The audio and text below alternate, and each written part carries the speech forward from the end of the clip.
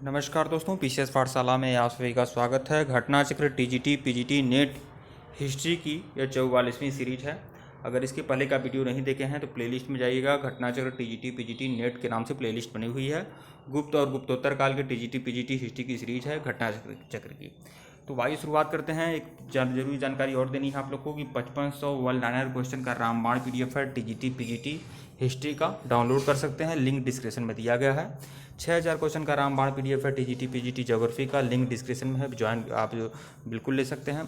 और अगर आपको किसी भी तरह का हैंड रिटेन नोट चाहिए तो आप लोग हमारे व्हाट्सएप पर मैसेज कर सकते हैं। व्हाट्सएप नंबर डिस्क्रिप्शन में दिया गया है। TGT PGT all India TGT PGT का हर सब्जेक्ट का आपको मटेरियल्स मिल जाएगा। जिनको भी चाहिए व्हाट्सएप पर मैसेज कर सकते हैं। व्हाट्सएप नंबर डिस्क्रिप्शन में दिया गया है। मैसेज ही करिएगा, कॉल बिल्कुल मत करिएगा।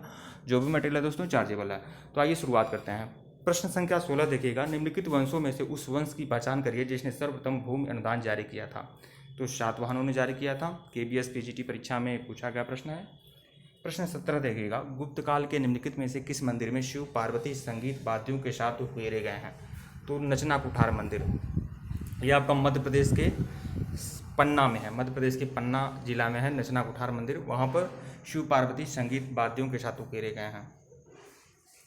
गुप्त काल के मंदिर नचना कुठार में शिव पार्वती मंदिर के साथ साथ ऐसे भी मंदिर हैं जिनमें संगीत वाद्यों के साथ मूर्तियां उकेरी गई हैं। प्रश्न 18 देखिएगा।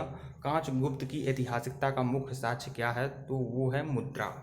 जीआईसी पीजीटी परीक्षा में पूछा गया प्रश्न है। प्रयाग प्रशस्ति के प्रारंभ में 8 श्लोक प्राप्त होते हैं जिनमें से कुछ खंडित अवस्था में हैं। चतुर्थ श्लोक में चंद्रगुप्त प्रथम द्वारा समुद्रगुप्त के उत्तराधिकारी चुने जाने का विवरण दिया गया है। समुद्रगुप्त के अन्य भाइयों ने इसके निर्वाचन का विरोध किया है। समुद्रगुप्त को उनके साथ उत्तराधिकार का युद्ध भी लड़ना पड़ा है। इस विद्रोह का नेतृत्व कांच नामक व्यक्ति नामक उसके भाई ने किया था। कांच नामधारी कुछ सिक्के प्राप्त होते हैं। इसके मुख्य भाग पर राजा की आकृति मुद्रालेख कांच पृथ्वी को जीतकर उत्तम कार्यों को स्वर्ग को जीतता है। समुद्रगुप्त का नाम जैसे यह होता है कि कांच शायद समुद्रगुप्त के बारे में कहा गया है। प्रश्न 19 देखिएगा। गुप्त संवत 61 का मथुरा स्तंभलेख संबंधित है। तो गुप्त संवत 61 का मथुरा स्तंभलेख जो संबंधित है वह चंद्रगुप्त विक्रमादित्य से संबंधित है। जीआईसी पीजीटी में प्रश्न पूछा गया है। गुप्त संवत 61 का मथुरा लेख चंद्रगुप्त विक्रमादित्य से संबंधित है। यह प्रथम गुप्त शासक था जिसने परम भागवत की उपाधि धारण की थी।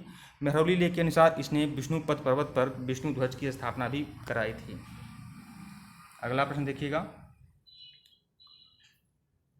प्रश्न संख्या 20 देखिएगा। गुप्त युगीन ब्राह्मी अभिलेख से युक्त जैन प्रतिमाएं मिली हैं। गुप्त युगीन ब्राह्मी अभिलेख से जैन प्रतिमाएं जो मिली हैं वह कहाँ से मिली हैं। दुर्जनपुर से। दुर्जनपुर से मिली हैं। जीआईसी पीजीटी में पूछा गया प्रश्न है। बेशनगर के पास स्थित दुर्जनपुर नामक स्थान से 3 जैन मूर्तियां प्राप्त हुई हैं जिनकी चरण चोटियों पर गुप्तकालीन ब्राह्मी लिपि में 3 लेख उत्कीर्ण हैं। इसमें महाराजा धीराज रामगुप्त नामक एक राजा का भी उल्लेख मिलता है। प्रश्न 21 देखिएगा। गुप्तकालीन ब्राह्मी अभिलेख से युक्त जैन प्रतिमाएं निम्नलिखित में से कहाँ प्राप्त होती हैं। तो यह प्राप्त होती हैं दुर्जनपुर से। पीजीटी में पूछा गया प्रश्न। प्रश्न 22 देखिएगा। पूना ताम्रपत्र लेख संबंधित है। तो यह है प्रभावती गुप्त से संबंधित है। यह चंद्रगुप्त विक्रमादित्य की पुत्री थी। वाकाटक वंश के शासक से इनका विवाह हुआ था। जीआईसी पीजीटी में पूछा गया प्रश्न है ये। पूना ताम्रपत्र लेख का संबंध प्रभावती गुप्त से है। यह अभिलेख वाकाटक वंश के इतिहास के बारे में जानकारी प्रदान करता है। प्रश्न 23 देखिएगा। वशिष्ठ पुत्र पुलमावी के नासिक प्रशस्ति के औपरांत का समीकरण अधोलिखित किस स्थान से किया जाता है। तो यह उत्तरी कोकड़ से किया जाता है। उत्तरी कोकड़ से। जीआईसी में पूछा गया प्रश्न है ये। सातवाहन शासक वशिष्ठ पुत्र पुलमावी के नासिक प्रशस्ति के अपरांत का समीकरण उत्तरी कोकड़ से किया जाता है। सातवाहन वंश का संस्थापक सिमुक था। इस वंश के शासकों की राजधानी जो थी वह प्रतिष्ठान थी। प्रश्न 24 देखिएगा। गुप्त वंश का प्रथम शासक किसे माना जाता है। तो गुप्त वंश का प्रथम शासक माना जाता है श्रीगुप्त को। विकल्प बी जो है वह आपका सही है। गुप्त वंश की स्थापना लगभग 275 ईस्वी में महाराजा श्रीगुप्त द्वारा की गई थी। किंतु गुप्त वंश का प्रथम शक्तिशाली शासक चंद्रगुप्त प्रथम था जिसने 319 से 334 ईस्वी तक शासन किया। इसने अपनी महत्ता सूचित करने के लिए अपने पूर्वजों के विपरीत महाराजा धीराज की उपाधि धारण की थी। अन्य महत्वपूर्ण तथ्य भी देखिएगा। लिच्छवियों का सहयोग व समर्थन प्राप्त करने के लिए चंद्रगुप्त प्रथम ने उनकी राजकुमारी कुमार देवी के साथ विवाह किया था। समुद्रगुप्त के प्रयाग अभिलेख से उसे लिच्छवी दौहित्र भी बताया गया है। वायु पुराण एवं नारद स्मृति में गुप्त युग की महत्वपूर्ण सूचनाएं भी प्राप्त होती हैं। प्रश्न 25 देखिएगा। गुप्त शासकों ने किसे लिच्छवी दौहित्र कहा है। तो समुद्रगुप्त को कहा है लिच्छवी दौहित्र। क्योंकि यह चंद्रगुप्त प्रथम की पुत्र थे और चंद्रगुप्त प्रथम की एक पत्नी थी, वह लिच्छवी राजकुमारी थी, उनका नाम था कुमार देवी, इसीलिए इन्हें लिच्छवी देवहित्र कहा गया है समुद्रगुप्त को। जीआईसी पीजीटी में पूछा गया प्रश्न है ये।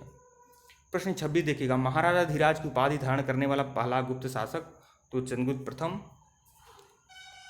गुप्त वंश का वास्तविक संस्थापक चंद्रगुप्त प्रथम था। अपनी महत्ता सूचित करने के लिए उसने अपनी पूर्वजों के विपरीत महाराजा धीराज की उपाधि धारण की थी।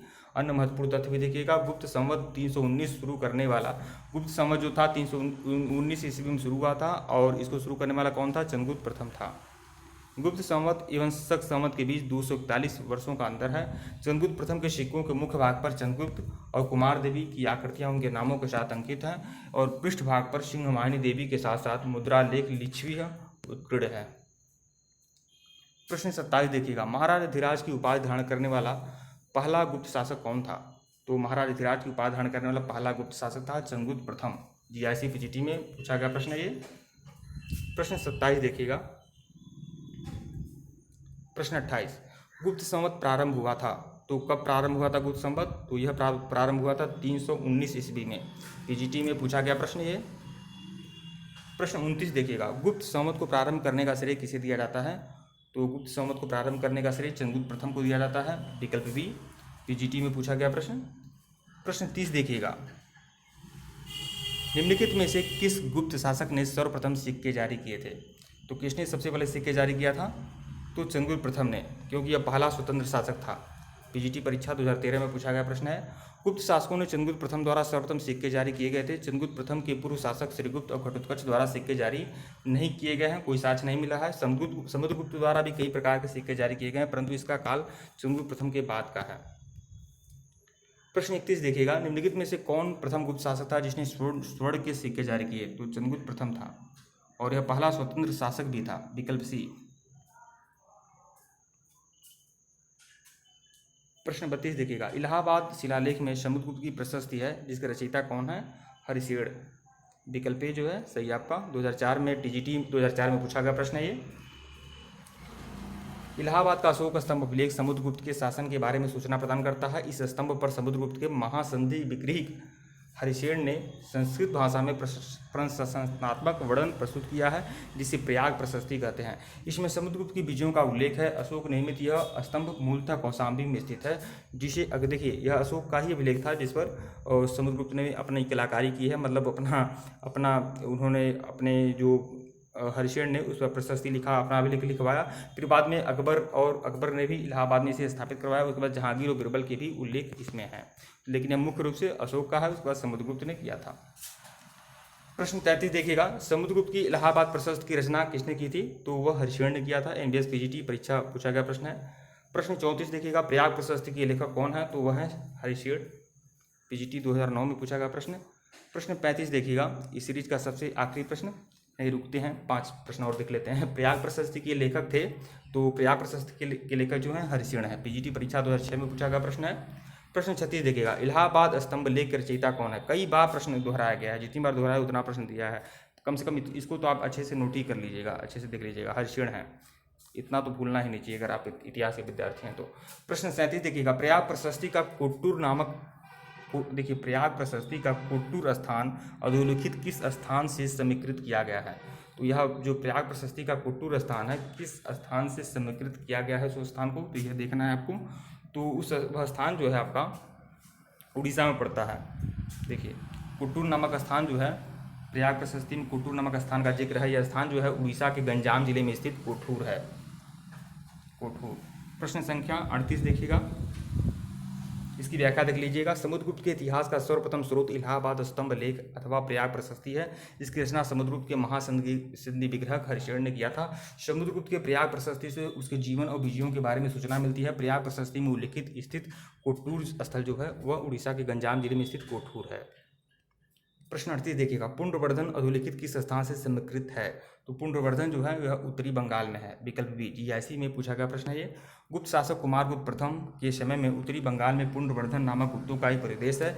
आधुनिक बांग्लादेश के दिनाजपुर जिले में स्थित दामोदरपुर में उसका ताम्रपत्र भी मिलता है, जिसमें इस प्रांत का उल्लेख है। लगभग 1 सदी तक यह प्रांत गुप्त साम्राज्य का अभिन्न अंग भी बना रहा। प्रश्न 39, भारत का नेपोलियन किसे कहते हैं? तो विसेंट स्मिथ समुद्रगुप्त को कहते हैं। और किसने कहा था? विसेंट स्मिथ ने कहा था। समुद्रगुप्त गुप्त वंश का महाशासक था, वह कभी पराजित नहीं हुआ। उसकी वीरता को देखकर विसेंट स्मिथ ने उसे भारत का नेपोलियन कहा है। चंद्रगुप्त विक्रमादित्य को विक्रमादित्य भी कहा जाता है। इसकी माँ का नाम दत्त देवी था। देखिए, चंद्रगुप्त विक्रमादित्य की माँ का नाम जो था दत्त देवी, मतलब समुद्रगुप्त की पत्नी थी दत्त देवी। इसका काल गुप्त काल का स्वर्णयुग कहा जाता है, मतलब चंद्रगुप्त विक्रमादित्य का काल। कुमारगुप्त चंद्रगुप्त की पत्नी ध्रुव देवी से उत्पन्न थे। कुमारगुप्त ने ही नालंदा विश्वविद्यालय की स्थापना कराई थी। और कुमारगुप्त किसके पुत्र थे? वह चंद्रगुप्त विक्रमादित्य के पुत्र थे। हुड़ों पर स्कंदगुप्त की सफलता का विवरण उसके जूनागढ़ अभिलेख में है। जूनागढ़ अभिलेख जो है स्कंदगुप्त का है, जिसमें यह जानकारी मिलती है कि हुड़ जो है वह स्कंदगुप्त से पराजित हुए थे। और जूनागढ़ अभिलेख और भीतरी अभिलेख दोनों में यह जानकारी मिलती है। प्रश्न 40, भारत में नेपोलियन किसकी उपाधि है? तो समुद्रगुप्त की उपाधि है। टीजीटी परीक्षा 2009 में पूछा गया प्रश्न है। ठीक है दोस्तों, वीडियो को लाइक और चैनल को सब्सक्राइब करिएगा। डिस्क्रिप्शन में लिंक टेलीग्राम को बिल्कुल ज्वाइन करेगा। और पहले का वीडियो नहीं देखे हैं तो प्लेलिस्ट में जाइएगा, प्लेलिस्ट के सारे वीडियो फॉलो कर लीजिएगा। ऑल इंडिया टीजीटी पीजीटी के लिए यह जो सीरीज है इंपॉर्टेंट है। चाहे आपका एनबीएस हो, केबीएस हो, डीएसएसबी हो, यूपी हो, बिहार हो, राजस्थान छत्तीसगढ़ टीजीटी पीजीटी हो, एलटी ग्रेड हो, यूजीसी नेट हो, सबके लिए इंपॉर्टेंट है। घटनाचक्र की बुक अपने आप में अति महत्वपूर्ण है, जो मैं कंप्लीट करा रहा हूँ। और आप लोग 5500 क्वेश्चन का जो पीडीएफ है, रामबाण पीडीएफ है, टीजीटी पीजीटी हिस्ट्री के लिए डाउनलोड कर सकते हैं। बहुत ही बेहतरीन पीडीएफ है। और 6000 क्वेश्चन का रामबाण पीडीएफ है ज्योग्राफी के लिए, उसको भी डाउनलोड कर सकते हैं। लिंक डिस्क्रिप्शन में दिया गया है। अगर आपको हिस्ट्री ज्योग्राफी का हैंड रिटन नोट चाहिए टीजीटी पीजीटी के लिए, तो आप लोग व्हाट्सएप पर मैसेज कर सकते हैं। धन्यवाद आप लोग को।